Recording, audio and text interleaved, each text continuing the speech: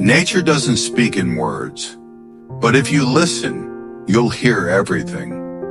The rustle of leaves, the sound of water, the hush of the wind, it's all a language. It calms without effort, heals without asking, and reminds us to simply breathe. In nature, there's no rush, no pressure, just presence, just peace.